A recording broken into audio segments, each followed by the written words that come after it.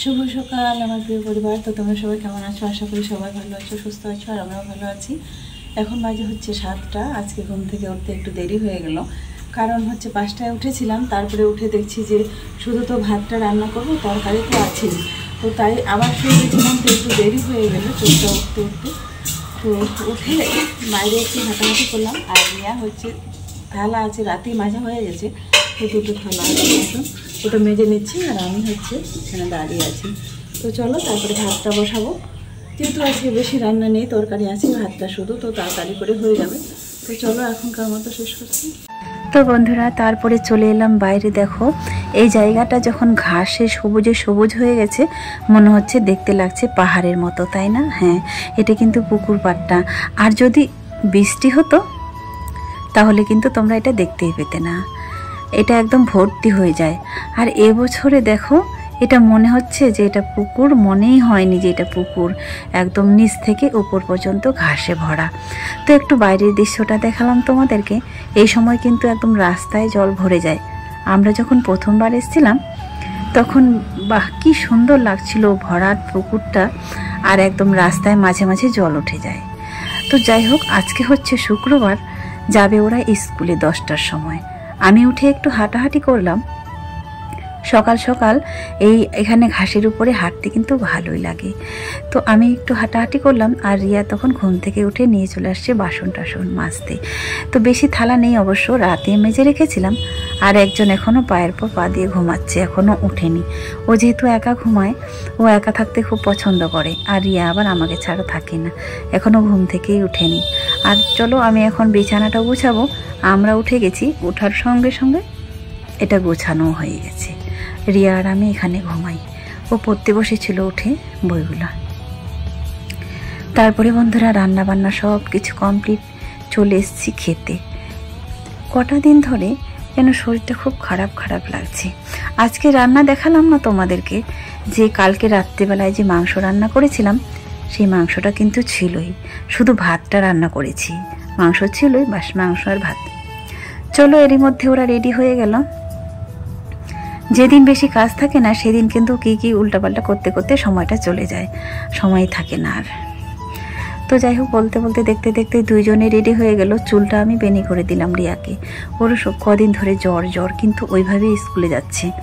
আমি বলছি স্কুল তো যেতেই হবে, না গেলে তো হবে না। আর কাপড় চোপড় দেখো, সব কিছু আমরা যখন শুকায় না, রাত্রেবেলা খাটটার এই চারপাশ দিয়ে দিয়ে দিই, কারণ পাখাটাও চালানো থাকে, কাপড় ওই হাওয়াতে কাপড়ও শুকিয়ে যায়, ব্যাস দুটোই হয়ে যায়। বাইরে তো দেওয়ার জায়গাও নেই, আর হয়ও না। আজকে যেহেতু অনেক কিছুই কেচেছিলাম কালকে, আর ওই জায়গা হয়নি। তো চলো, দেখতে দেখতে ও রেডি হয়ে গেল। তো বন্ধুরা, একটা কথা আর না বললে নয়, তোমরাও হয়তো বলছো যে বারবার আমি কেন বলছি এই কথাটা। কালকে আগামীকাল গতকাল কয়েকজন আবারও কমেন্ট করেছে আমাকে, যে তুমি এই কথাটা সত্যি শুনতে শুনতে আমি যেন মানে অনেক সময় দেখো যে নিতে পারছি না, বলবো না, কিন্তু অনেক সময় দেখো তোমরা বুঝতে পারো না। কেউ হয়তো ভিডিওটা না দেখেই কমেন্টটা করে দেয়, আর কেউ হয়তো দেখেই করে দেয়। তো যারা হয়তো দেখে দেখে কমেন্ট করো, তারা সঠিকটাই বুঝো, সঠিক কমেন্টটাই করো। এবার যারা দেখো না দেখে কমেন্টটা করেছো, তাদেরকে আর কি বলবো বলো তো? অনেকবার বলেছি, 2টা ভিডিওতে আমি বলেছি, আজকেও বলতে বাধ্য হলাম।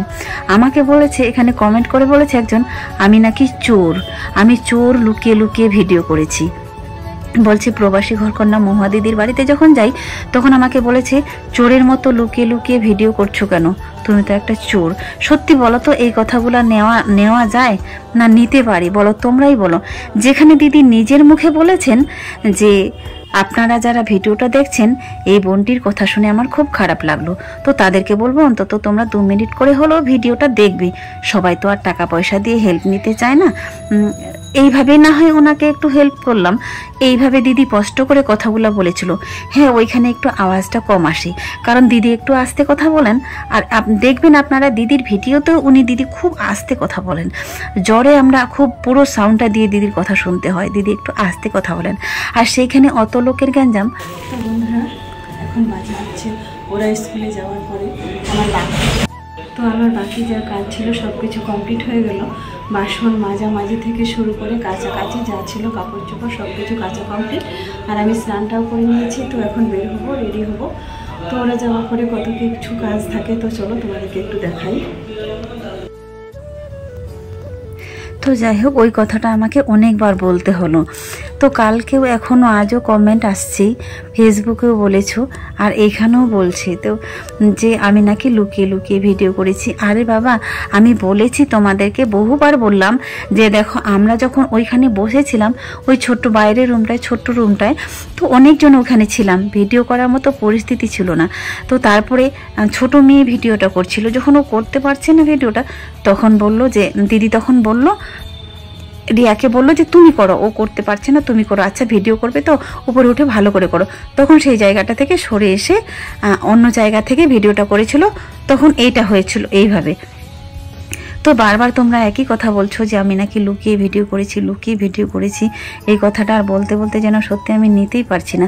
লুকানোর তো কিচ্ছু নাই, কারণ আমরা তার বাড়িতে গিয়েছি, তার বাড়িতে গিয়ে কথা বললাম, খেলাম, থাকলাম কিছুক্ষণ, তারপরে লুকিয়ে ভিডিও করার কোনো মানে কি বলবো, লুকিয়ে ভিডিও করার কোনো কারণই নেই। কারণ আমি গিয়েছি দিদির সঙ্গে দেখা করতেই, আমি গিয়েছি দিদির সঙ্গে ভিডিও করব বলে, দিদির সঙ্গে দেখা করব বলে, কথা বলবো বলে, এই জন্যই তো যাওয়া হয়েছে।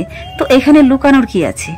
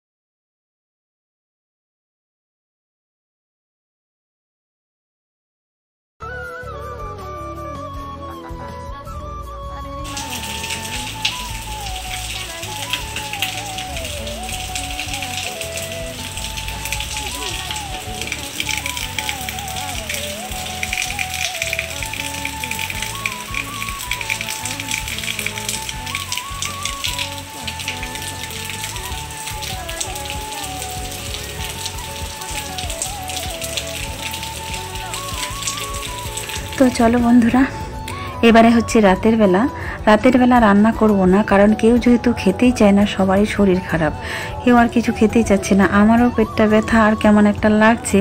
আর এই তো মানে 5টার সময় এসে ওরা ভাত খেলো, 5টার সময় যদি ভাত খেলো এসে 9টা 10টার সময় আর খেতে চাইবে না। যেহেতু আমরা 9:30 10টার মধ্যেই খাই, এখন আর খেতে চাইবে না। আমি ভাবছি খাবোই না। তো রিয়াকে দিতে হবে, ও এইমাত্র ঘুম থেকে উঠলো, তো ভাবছি ওকে ওই আম আর দুধ আর মুড়ি দিয়ে খেতে দেবো। তো একটা আম ছিলই না, আর এটা দিয়ে আজকের মতো এবছরের আম খাওয়া শেষ। এবার যদি বাড়ি থেকে পাঠায় কেউ তাহলে খেতে পারবো, না হলে পারবো না। প্রতি বছর পাঠায়, আর এবারে যেহেতু আমরা গিয়েছি জানি না পাঠাবে কিনা। তো দেখা যাক, যদি পাঠায় তাহলে আর খেতে পারবে, না হলে আজকের মতো এখান থেকেই আম খাওয়াটা একেবারে সমাপ্ত। তো চলো এবার খাওয়া দিয়ে দিই। বেশি ও আবার খেতে চায় না, তো একটু করে মুড়ি দিলাম, আর বাস দুধটা দেব, আর একটা আম। রাজিয়াও বলছে খাবে না, আমিও খাবো না, একটা খেজুর দিয়ে দিয়েছি সাথে, খাক। ও শরীরটা প্রচুর দুর্বল লাগছে, এই কটা দিনে খুব ক্লান্ত হয়ে গেছে। রেগুলারে স্কুল যাচ্ছে সাইকেল চালিয়ে, তারপরে কটা দিন ধরে বললাম রাজিয়া যেন ওকে চালিয়ে নিয়ে যায়। কাল থেকে এটাই বলেছি, কারণ মুখটা একদম ছোট্ট হয়ে গেছে রোগা হয়ে। সাইকেল এতটা দূরে সাইকেল চালিয়ে যাওয়া, এমনি থেকেই শরীর খারাপ, ক্লান্ত হয়ে পড়েছে। খেতে চাইছিল না, আমি জোর করে দিলাম। জোর করে না দিলেও আবার খেতে চায় না। এই বেশ কিছুদিন হলো ওকে খাইয়ে দিতে হয় না, না হলে ওকে রোজ খাইয়ে দিতে হয়। খাইয়ে না দিলেও কোনোভাবেই খায় না। ওর একটা বাজে অভ্যাস আছে, খেতে দিলে খাইয়ে দিলে খাবে, না হলে কিন্তু এমনিতেই চলে যাবে, খাবে না। তো চলো আজ দেখি আবার এই কদিন হচ্ছে দেখি নিজে থেকেই খাচ্ছে। তো আমিও এদিকে একটু ভাত ছিল দুপুরে, ভাবলাম আমি ভাতটা খেয়ে নিই, অল্প একটু আছে, না হলে ভাতটা আবার নষ্ট হয়ে যাবে। তো আমিও খেতে বসে গেছি, আর ভাত দিয়ে অনেকে আম খায়। তো আমি ভাবলাম একটু নিয়ে দেখি আম দিয়ে। আমার বাবাও জানেন না আম দিয়ে ভাত খায়, ভালোই লাগে খেতে মনে হয়, কিন্তু আমি আবার খাই না। ভাতের সঙ্গে মিষ্টি আমার ভালো লাগে না। আম যদি খাই তাহলে টক খাই আমের ভাত দিয়ে, এটা ভালো লাগে। একটু তরকারি ছিল, একটা মাছের পিস ছিল। এখন যদি এটা না খাই তাহলে সকালে ভাতটাকে ফেলে দিতে হবে। ভাতটা ফেলে দিতে আবার মায়াও লাগছে। তো চলুন আজকের মতো এখান থেকে শেষ করছি।